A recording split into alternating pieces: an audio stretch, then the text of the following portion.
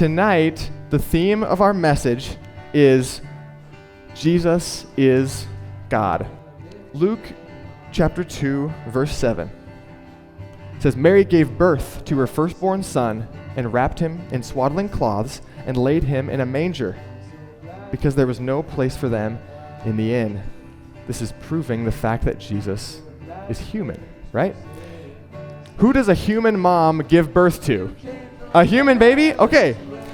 So if Mary gave birth to Jesus, we know Jesus is a human, right? Okay.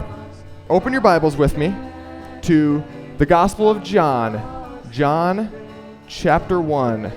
The book of John was written by John the Apostle. He was a disciple and a close friend of Jesus. He knew Jesus when he was on earth. And he clearly states the purpose for writing this book towards the end of it. He said, "These things are written that you may believe that Jesus is the Christ, the Son of God, and that by believing you may have life in his name." John knows that we're familiar with Jesus being a human.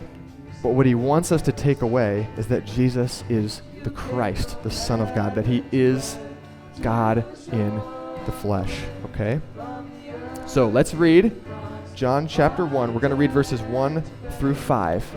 In the beginning was the Word, and the Word was with God, and the Word was God.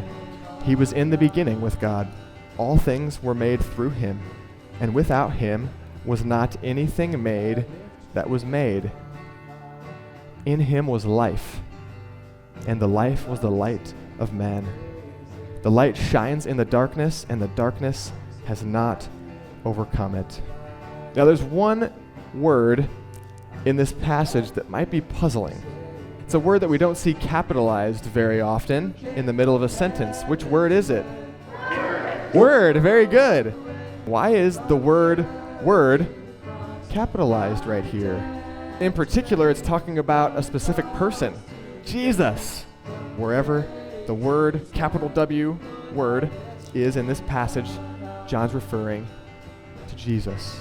Jesus was in the beginning with God.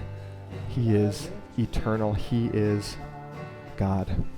That makes him worthy of our praise and worthy of our obedience to him.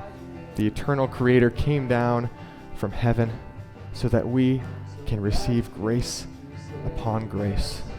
Look back at John chapter 1 again, verse 14. And the Word, that's Jesus, right? Jesus became flesh and dwelt among us, and we have seen his glory as of the only Son from the Father, full of grace and truth. For the law was given through Moses, grace and truth come through Jesus Christ. Paul writes later in Romans 10:9, if you confess with your mouth that Jesus is Lord and believe in your heart that God raised him from the dead, you will be saved.